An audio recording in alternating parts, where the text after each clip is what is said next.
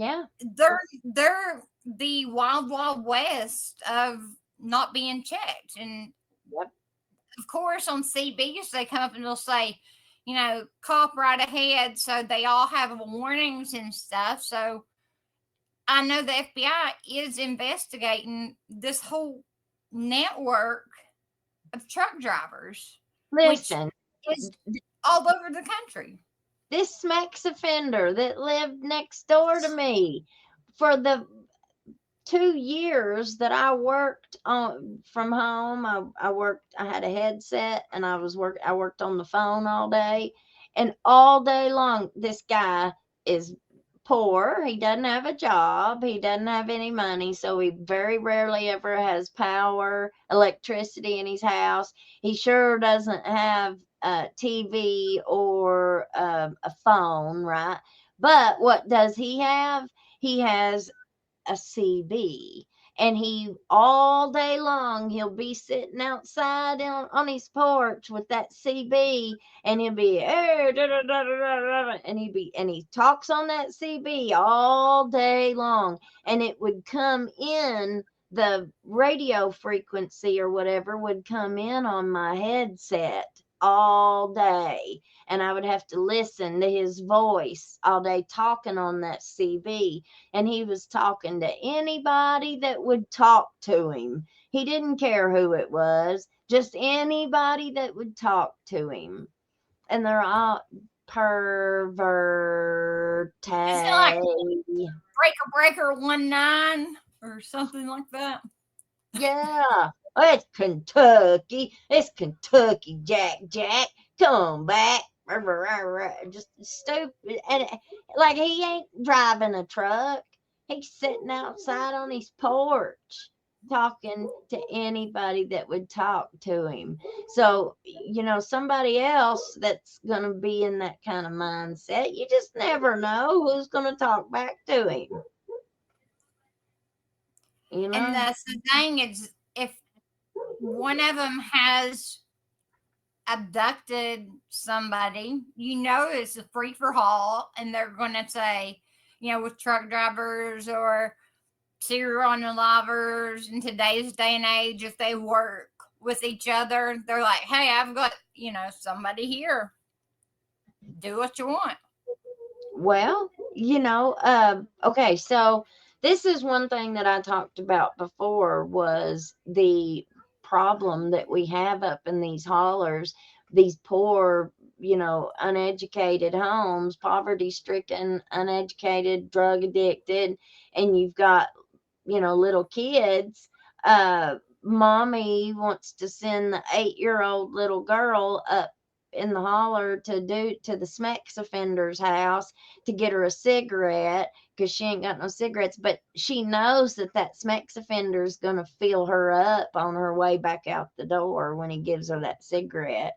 Those things are serious. Like, do you know how much damage that kind of stuff does to these little girls? Because we're looking at the adult product in what we're talking about, with the Smex offender or the Smex abuse stuff that we're talking about. You end up with that kind of damage they never recover from, one way or another. I'm blessed to have never experienced that, and I had a great mother, and my father never did anything like that to me, but I can't imagine the damage mentally and how it would do to somebody, especially if your mother or your father sends you up there willy nilly to go get a cigarette, and they knew what was going to happen. It's that fast. It happens that fast. Once it happens once, the shock is over. And nothing happens. And so then the next time you're alone with them, I was that little girl, and I know how they are. I mean, just anything they can get. Bill Meade is a perfect example. Oh, Uncle Bill Meade, Ben Fields' uncle, who was a fire chief of a fire department. You know, from what I've found out, this man was just always a perv. Everything that he said was sexual in nature. He was always coming on to the girl. Any female that come within distance of him, he had something sexual to say or was trying to feel on her with these old nasty hands. You know, I know those men.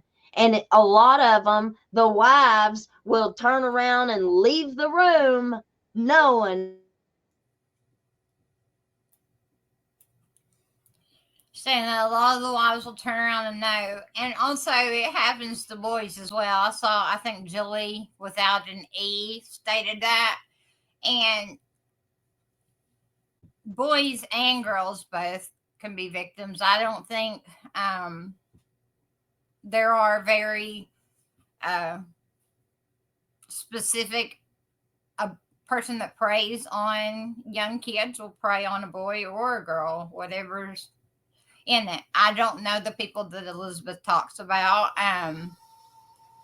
She wants to know more about Ben Fields and the jail. Any good place to start?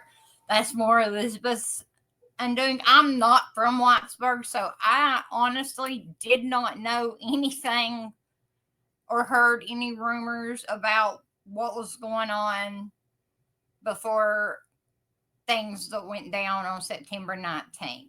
I um I moved here back in 2021 and just I've kept to myself, but I did not know anything. And Elizabeth knows I did not know. Yeah, yeah. Jenny, listen, we've only got a couple female lawyers in Whitesburg, and it was you and Ashley Sturgill. And Ashley Sturgill, we know, is married to the chief of police in Whitesburg. But, you know, it she's about your She, age, ain't she? no, she's 10 years younger than me. Oh, is she? But Okay. she's from Belfry too. She's from the Belfry area too. She's not from Whitesburg either. Mm-mm. No, she ain't. And that's what I was going to say. Neither you or her were part of the legal circle, so to speak, down there in Whitesburg. I remember talking to her one time and she told me, because I asked her how she felt being a woman, down there around in that circle of men. And she told me that she just put her head down and tried to keep her mouth shut and not be seen. That's what she said to me.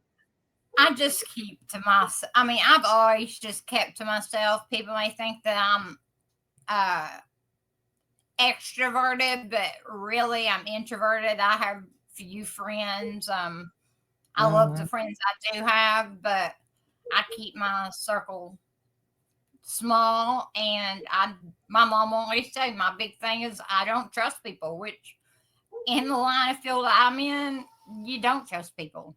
It's better not to. Yeah.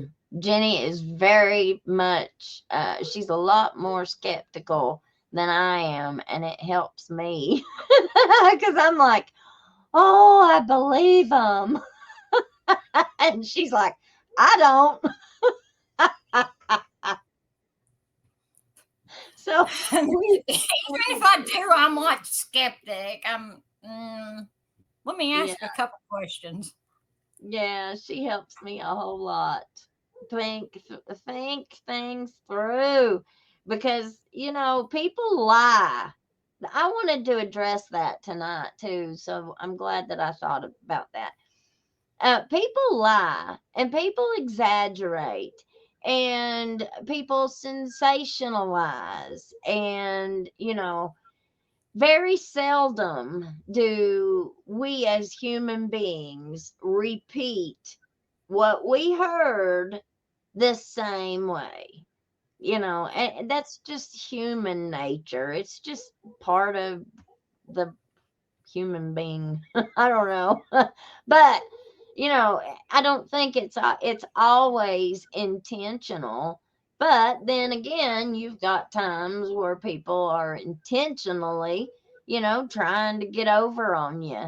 And I know that with what we're talking about in the bigger picture of corruption, this sexual abuse, the sexual favors, and all that kind of stuff in the legal system, both things can be true, okay?